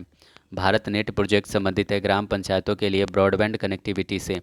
उत्तर प्रदेश में गरीबों के लिए एक मुफ्त घरेलू बिजली कनेक्शन योजना प्रकाश है। तो विकास विकास की शुरुआत की थी उत्तर प्रदेश में। नमामि गंगे कार्यक्रम में शामिल है पश्चिम बंगाल, उत्तर प्रदेश, झारखंड। किशोर लड़कों को सशक्त बनाने के लिए केंद्र प्रायोजित योजना है सक्षम। बांग्लादेश में भारत ने स्वतंत्रता सेनानियों के बच्चे को रुपये 35 करोड़ दिए। महिलाओं के खिलाफ अपराधों की जांच के लिए बिहार सरकार द्वारा शुरू किया गया योजना है सुरक्षित सिटी निगरानी योजना। प्रधानमंत्री श्रम योगी मानधन योजना असंगठित क्षेत्र के कामगारों के लिए वृद्धावस्था सुरक्षा सुनिश्चित करती है, जिसकी मासिक आय 15,000 रुपये से कम या बराबर है। 12वीं पंचवर्षीय योजना का उद्देश्य तीव्र, टिकाऊ और अधिक समावेशी विकास है। भारत में नियोजित आर्थिक विकास प्रथम पंचवर्षीय योजना के शुरुआत के साथ 1951 में शुरू हुआ था। स्वर्ण क्रांति गोल्डन रेवोल्यूशन संबंधित है फल से। महात्मा गांधी वर्धा योजना यह बुनियादी शिक्षा को प्रस्तावित किया था। वर्ष 2010 में केसर मिशन शुरू किया गया था। जम्मू और कश्मीर में राष्ट्रीय पेंशन योजना से जुड़ने के लिए न्यूनतम आयु है 18 साल। प्रधानमंत्री श्रम योगी मानधन योजना के अंतर्गत लाभार्थी होंगे असंगठित क्षेत्र में काम करने वाले लोग। 12वीं पंचवर्षीय योजना की अवधि थी 2012 से 2017। अटल भूजल योजना संबंधित है, भूजल से संबंधित है। जनवरी 2020 तक मेक इन इंडिया प्रोग्राम का क्रियान्वयन वाणिज्य एवं उद्योग मंत्रालय के द्वारा किया गया था। नागर विमानन मंत्रालय द्वारा शुरू की गई उड़ान में एक का अर्थ है आम। प्रधानमंत्री नरेंद्र मोदी ने किसानों के लिए प्रधानमंत्री किसान सम्मान निधि योजना शुरू आरंभ की थी उत्तर प्रदेश में। नीति आयोग के वित्तीय वर्ष 2017-18 की शुरुआत में 5 वर्ष की योजनाओं में निम्न में बदलने की योजना बनाई गई थी। 15 साल विजन डॉक्यूमेंट में प्रधानमंत्री आवास योजना का शुभारंभ वर्ष 2022 तक सभी के लिए आवास के लक्ष्य को प्राप्त करने के लिए किया गया था। जनसंख्या एवं नगरीकरण। भारत की जनगणना 2011 के अनुसार राजस्थान राज्य में पुरुषों और महिलाओं की साक्षरता दर में अंतर सर्वाधिक है। 2011 की जनगणना के अनुसार भारत के अंडमान और निकोबार द्वीप समूह केंद्र शासित प्रदेश में प्रति वर्ग किलोमीटर जनसंख्या घनत्व सबसे कम है अंडमान और निकोबार में। 2011 की जनगणना के अनुसार बिहार में साक्षरता दर सबसे कम है। वर्ष 2011 की जनगणना के अनुसार भारत की जनसंख्या 1.21 बिलियन है। भारत की 2011 की जनगणना के अनुसार तमिलनाडु का लिंगानुपात 996 है। 1990 तक भारत की जनसंख्या का लगभग 65% भाग कृषि में नियोजित था। भारत की जनसंख्या 2011 के अनुसार दमन और दीव का लिंगानुपात 618 है। 2011 की जनगणना के अंतिम आंकड़ों के अनुसार साक्षरता दर में 2001 के बाद 9.21% अंकों की वृद्धि दर्ज की गई। भारत की जनसंख्या 2011 के अनुसार भारत की दशकीय वृद्धि दर 17.7% है। भारत की जनगणना 2011 के अनुसार भारत की कुल जनसंख्या में सिख समुदाय का 1.7% था। राष्ट्रीय जनसंख्या में भारत के भीतर नृजातीय समूहों की पहचान नहीं की जाती है। वर्ष 2011 की जनगणना के अनुसार बिहार राज्य की प्रजनन दर भारत में सर्वाधिक है। 2011 की जनगणना के अनुसार सिक्किम राज्य की जनसंख्या सबसे कम है। भारत की जनसंख्या 2011 के अनुसार लक्षद्वीप केंद्र शासित प्रदेश में सबसे कम जनसंख्या वृद्धि दर दर्ज की गई है। 2011 की जनगणना के अनुसार हरियाणा राज्य में महिला लिंगानुपात सबसे कम है।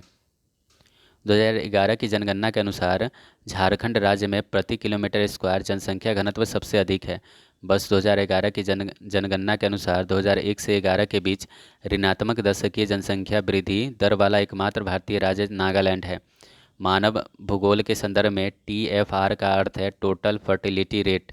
2011 की जनगणना के अनुसार भारत में कुल साक्षरता दर 74% है। भारत में हर 10 वर्ष के अंतराल पर जनगणना की जाती है। वर्ष 2011 की जनगणना के अनुसार भारत की शहरी जनसंख्या का प्रतिशत 31.16% है। 2011 की जनगणना के अनुसार भारत में कुल जनसंख्या का कितना प्रतिशत ग्रामीण क्षेत्रों में रहता है? 68.8%। भारत में लिंग अनुपात को जनसंख्या में प्रति 1000 पुरुषों पर स्त्रियों की संख्या के आधार पर निर्धारित किया जाता है। वर्ष 2011 की जनगणना के अनुसार केंद्र शासित प्रदेशों की पुरुष साक्षरता दर सर्वाधिक है लक्षद्वीप की। वर्ष 2011 की जनगणना के अनुसार भारत में औसत पुरुष साक्षरता दर 82.14% है। 2011 की जनगणना के अनुसार भारत का लिंगानुपात है प्रति 1000 पुरुषों पर 943 महिलाएं। भारत में मानक जनगणना परिभाषा के अनुसार सीमांत कामगार वह व्यक्ति है जो वर्ष में 183 दिन से कम काम करता है। भारत की 2011 की जनगणना के अनुसार भारत में पुरुष साक्षरता दर 82.14% है। भारत 2011 की जनगणना के अनुसार केंद्र शासित प्रदेशों में निम्न समूह की साक्षरता दर सबसे अधिक है। लक्षद्वीप और दमन और दीप की सर्वाधिक है उसकी साक्षरता दर। 2011 की जनगणना के अनुसार भारत में कृषि श्रमिकों का प्रतिशत हिस्सा 54.6% है। वर्ष 2020 में स्वास्थ्य एवं परिवार कल्याण मंत्रालय ने 2030 तक मृत्यु दर में 10% की कमी लाने के लिए एक राष्ट्रीय आत्महत्या रोकथाम रणनीति की घोषणा की। भारत को 15 से 64 वर्ष के बीच उच्च जनसंख्या के कारण जनसांख्यिकी लाभांश वाला देश माना जाता है।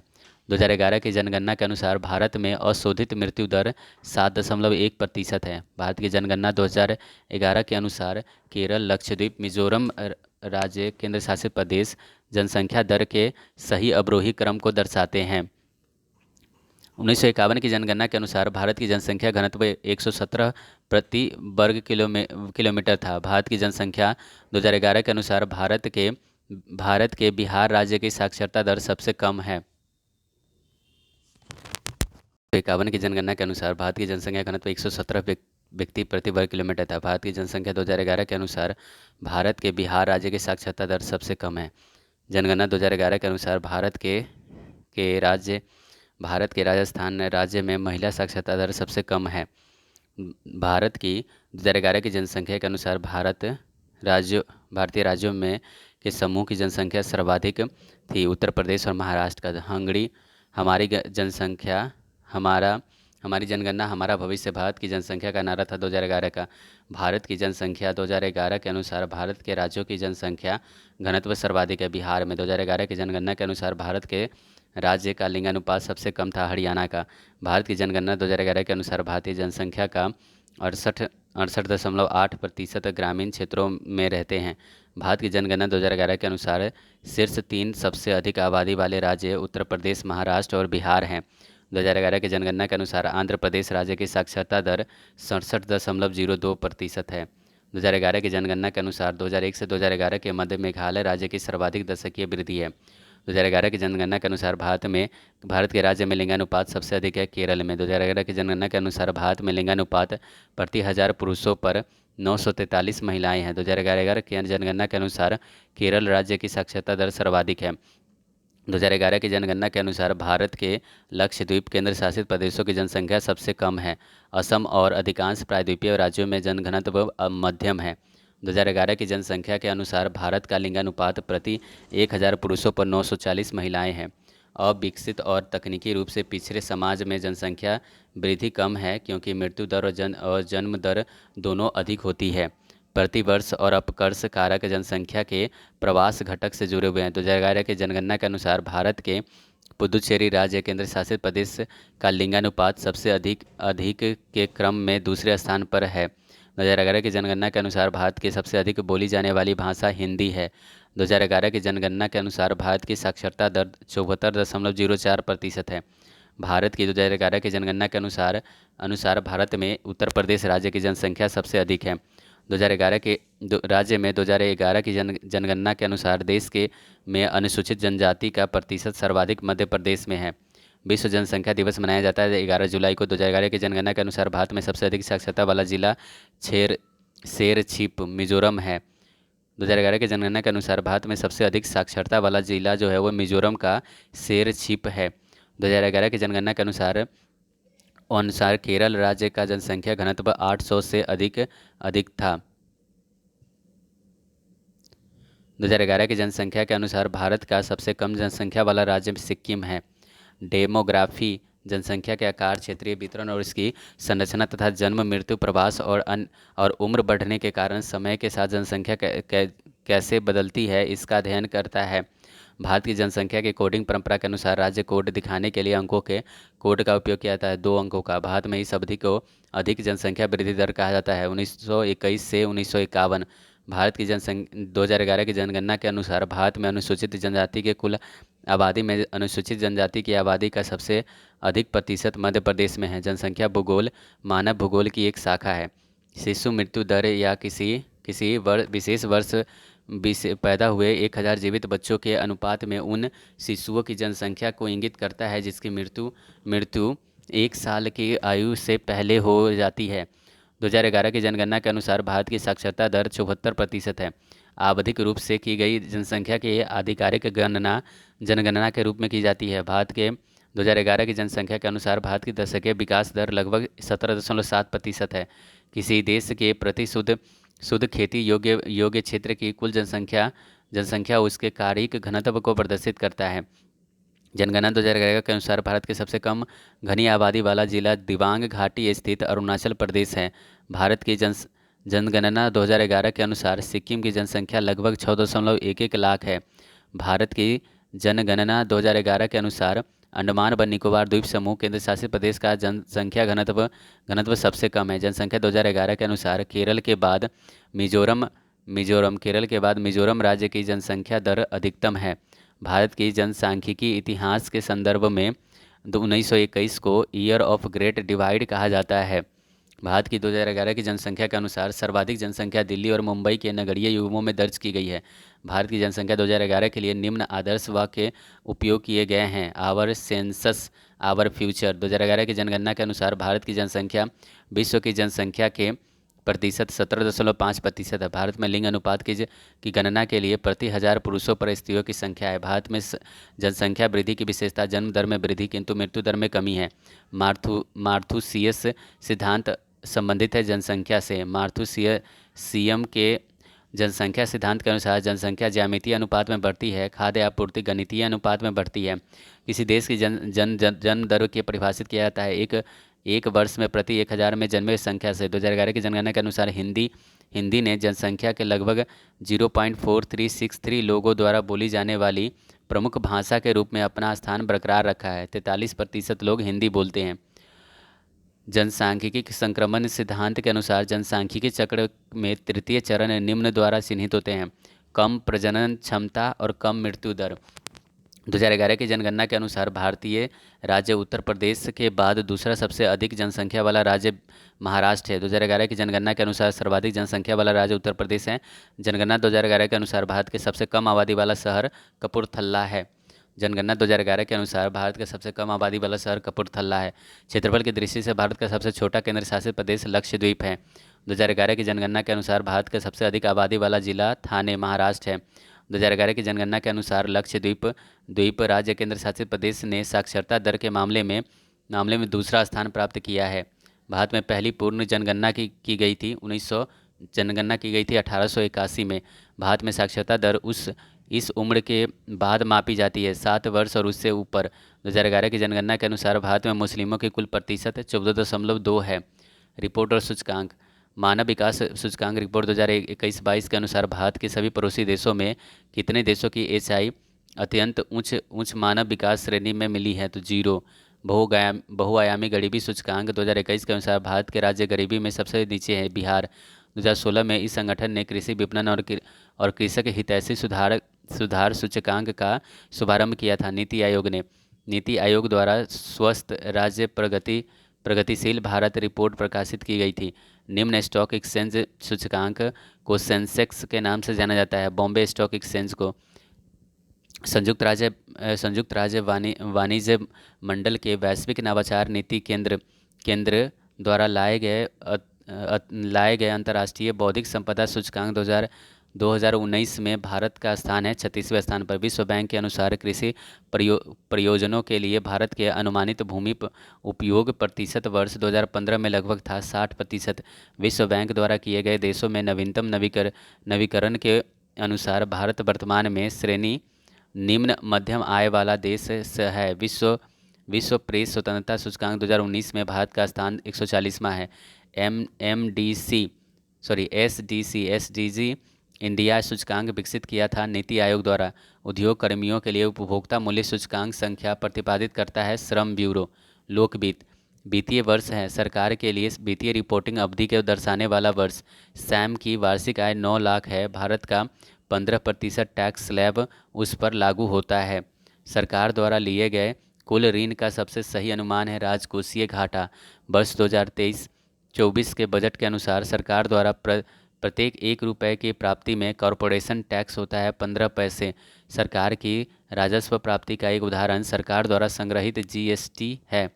मध्य प्रदेश राज्य अपने वार्षिक वित्तीय योजना के एक भाग के रूप में मार्च 2022 में पहली बार चाइल्ड बजट प्रस्तुत किया था। मध्य प्रदेश केंद्रीय बजट में राष्ट्रीय निवेश और अवसंरचना कोष नामक भारत के पहले संप्रभु धन कोष की घोषणा की गई थी 2015-16 में। केंद्रीय बजट 2022-24 में भारत सरकार ने 7 प्राथमिकताओं को अपनाया, जिसे सप्तऋषि कहा जाता है। भारत सरकार ने FRBM राजकोषीय उत्तरदायित्व और बजट प्रबंधन अधिनियम लागू किया गया 2004-05 में। राज्यों और केंद्र शासित प्रदेशों के लिए केंद्रीय सहायता मद में सरकारी बजट और गैर योजनागत राजस्व व्यय का हिस्सा नहीं है। सरकारी बजट को स्थायित्वकारी कार्य में मुख्य रूप से मांग को बढ़ाने या घटाने के लिए हस्तक्षेप शामिल है। प्रधानमंत्री आत्मनिर्भर स्वस्थ भारत योजना की घोषणा केंद्रीय बजट में की गई थी 2021-22 में। भारत सरकार ने पहली बार अपने वक्तव्य में बजटीय आवंटन की लैंगिक संवेदनशीलता को शामिल किया है 2005-06 में। सरकारी बजट के कार्यों में से एक है आय और संपत्ति का पुनर्वितरण। केंद्रीय बजट 2023-24 में भारत सरकार ने गोवर्धन योजना के तहत 500 नए अपशिष्ट से आमदनी संयंत्र स्थापित करने का निर्णय लिया है। वार्षिक वित्तीय विवरण सरकार के प्राप्तियों और भुगतानों को दर्शाती है। आकस्मिक निधि, लोक लेखा और संचित निधि पूंजी बजट का एक घटक है। गैर योजनागत पूंजी व्यय भारत का केंद्रीय बजट सर्वाधिक बार प्रस्तुत किया गया मोरारजी देसाई। एक वित्तीय वर्ष में सरकार के अनुमानित प्राप्तियों और व्यय का वार्षिक विवरण बजट के नाम से जाना जाता है। यदि प्राथमिक घाटे और ब्याज में भुगतान दोनों को दोगुना कर दिया जाए तो राजकोषीय घाटे में परिवर्तन होगा, 100% बढ़ जाएगा। स्वतंत्र भारत के प्रथम वित्त मंत्री थे RK शनमुखम शेट्टी। एक राष्ट्र की संपत्ति में वृद्धि नहीं करेगा, सब्सिडी के रूप में करों का पुनर्वितरित करके भारत के आर्थिक सर्वेक्षण के मार्गदर्शन में तैयार किया गया था। मुख्य आर्थिक सलाहकार के राजस्व प्राप्तियों और नॉन डेप्ट कैपिटल रिसिप्ट के योग और कुल व्यय के बीच के अंतर को कहा जाता है राजकोषीय घाटा। राजकोषीय नीति किसी देश के सरकार को कर राजस्व प्रवाह को नियंत्रित करने में मदद करती है। राजकोषीय नीति की अवधारणा मूल रूप से जॉन मेनार्ड कीन्स के विचारों पर आधारित है। सरकारी बजट एक वार्षिक वित्तीय विवरण होता है जो आगामी वित्तीय वर्ष के लिए अनुमानित सरकारी व्यय और अपेक्षाकृत सरकारी प्राप्तियों या राजस्व की रूपरेखा देता है। इस अनुमान की व्यवहार्यता के आधार पर बजट का एक प्रकार नहीं है। अर्थव्यवस्था का बजट घाटा उस समय होता है जब मौजूदा खर्च मानक संचालन के माध्यम से प्राप्त आय से अधिक होती है। सरकार ने कुल राजस्व और कुल व्यय के बीच के अंतर को कहा जाता है राजकोषीय घाटा। भारत का पहला आर्थिक सर्वेक्षण 1950 से 51 में प्रस्तुत किया गया था। जब सरकार करों को कम करती है और सरकारी व्यय को बढ़ाती है तो इस प्रकार की राजकोषीय नीति कहलाती है विस्तारवादी राजकोषीय नीति। सरकार द्वारा ऋण का भुगतान का एक उदाहरण है पूंजीगत व्यय। 15वें वित्त आयोग का गठन हुआ था 2017 में। भारत में वित्तीय नीति के प्रमुख उद्देश्य नहीं है अर्थव्यवस्था में तरलता बढ़ाना। 14वें वित्त आयोग ने कर वसूली से होने वाले निव्वल आय में राज्यों का हिस्सा 32% से बढ़ाकर 42% करने की सिफारिश की है। सरकार बजट घाटे का वित्त पोषण के लिए उधार ले रही है का असर होगा, ब्याज दरों पर ऊपर की ओर दबाव डाला जाएगा। सरकार के विकास खर्चों में सुरक्षा संबंधी खर्चे गिनती नहीं की जाती है। प्रारंभिक व्यय का उदाहरण है पूंजीगत व्यय। भारत में शून्य आधारित बजट पहली बार प्रयोग किया गया था 1987 में। केंद्रीय बजट की तैयारी और प्रस्तुति के लिए जिम्मेदार है आर्थिक मामलों के विभाग।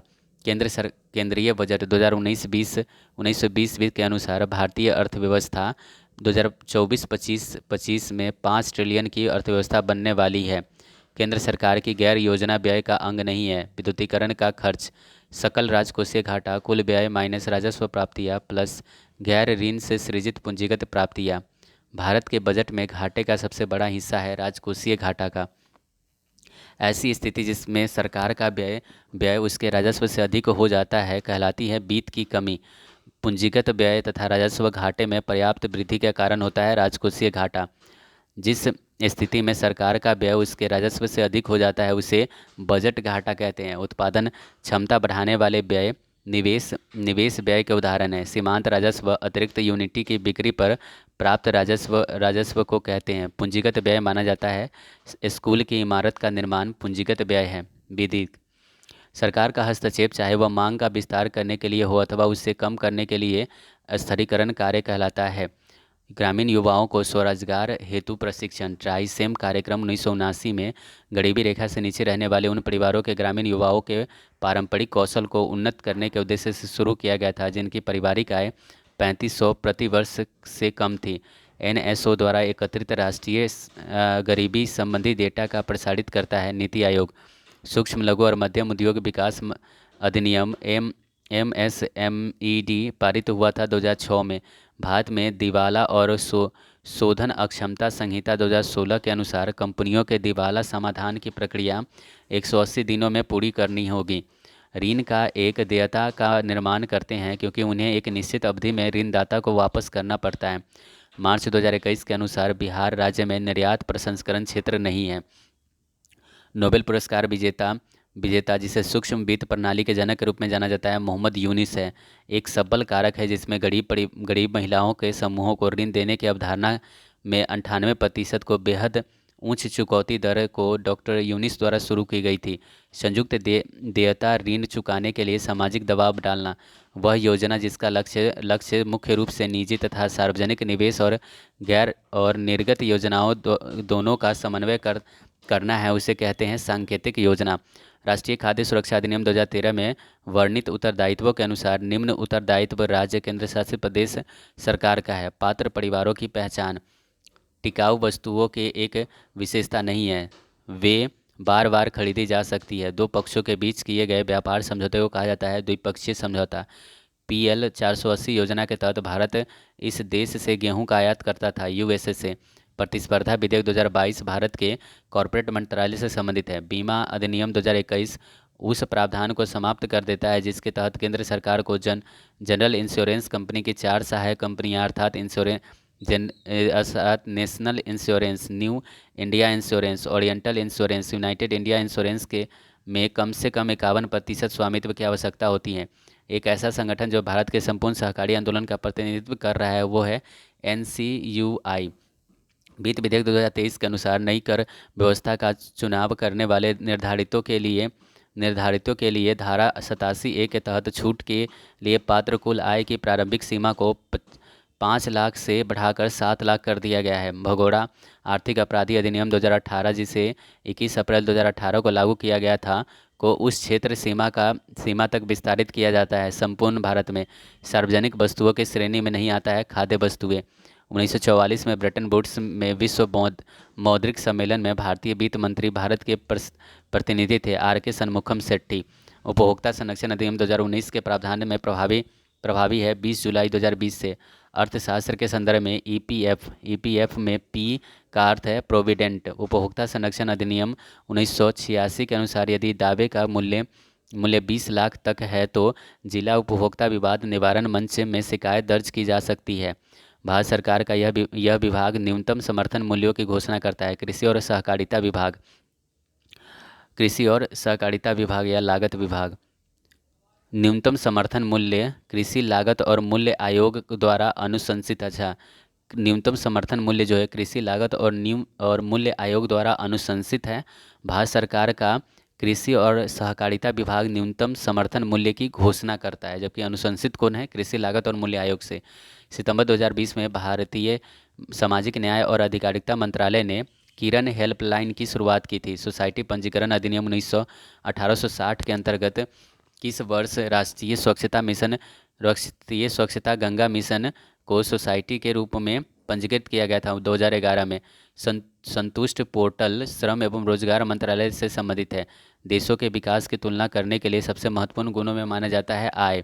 IT में आउटगोइंग एक्नॉलेजमेंट को अस्थायी रूप से देर से भेजने की तकनीक को कहते हैं पिगी बैंकिंग। एक महारत्न कंपनी नहीं है हिंदुस्तान कॉपर लिमिटेड। वैश्वीकरण हमें प्रदान नहीं करता है आर्थिक समानता को। औद्योगिक ट्रिब्यूनल श्रम कार्ड कार्य समिति मशीनी का एक हिस्सा है जो औद्योगिक विवादों का निपटारा करता है।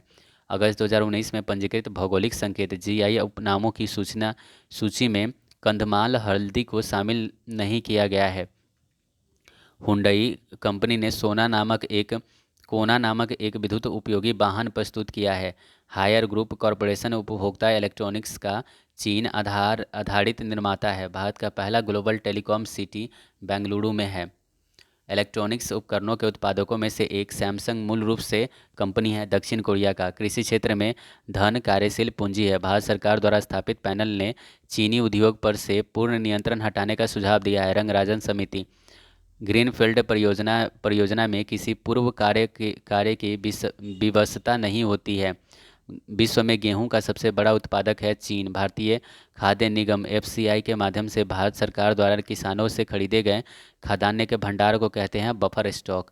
अनुचित व्यापार प्रथाओं और शोषण के लिए उपभोक्ताओं को निवारण की चाहत करने का अधिकार है। भारत में राष्ट्रीय खाद्य सुरक्षा अधिनियम 2013 में अधिनियमित किया गया था। Tata iron and steel company निम्न स्थान पर स्थित है जमशेदपुर में। ई कॉमर्स स्टोर फ्लिपकार्ट के सह संस्थापक हैं बिन्नी बंसल। भारत में राष्ट्रीय खाद्य सुरक्षा अधिनियम पारित किया गया था 2013 में। भारत में खाद्य अनाज में बफर स्टॉक को रख रखाव करता है एफसीआई। संयंत्र और मशीनी विनिर्माण क्षेत्र में सूक्ष्म उद्यमों का निवेश होना चाहिए, 25 लाख से अधिक नहीं। सांख्यिकी और कार्यक्रम कार्यान्वयन मंत्रालय द्वारा गठित आर्थिक आंकड़ों के अस्थायी समिति के प्रमुख है प्रणव सेन। गुजरात में खादी और ग्रामोद्योग आयोग ने अपना पहला रेशम संस्करण संयंत्र खोला है। समाजवादी अर्थव्यवस्था में सभी उत्पादक संसाधन सरकार के स्वामित्व का और नियंत्रण में होते हैं। इंजीनियर्स इंडिया लिमिटेड एक नवरत्न कंपनी है। सेंडाई फ्रेमवर्क संबंधित है आपदा जोखिम में कमी से। हरित क्रांति में शामिल नहीं किया गया है गांव की सड़कों के सुधार को। न्यूनतम समर्थन मूल्य की मूल्य निर्धारण नीति किस दृष्टिकोण का अनुसरण करता है? लागत प्लस दृष्टिकोण। न्यूनतम समर्थन मूल्य घोषित किया जाता है आर्थिक मामलों के मंत्रिमंडलीय समिति द्वारा। भारत में कृषि लागत और मूल्य आयोग सुझाव पर सरकार द्वारा कृषि फसलों का न्यूनतम समर्थन मूल्य निर्धारित किया जाता है। भारत में फसलों की बुआई के अंतर्गत शुद्ध क्षेत्रफल लगभग 14 करोड़ हेक्टेयर है। आते हैं भौतिक विज्ञान।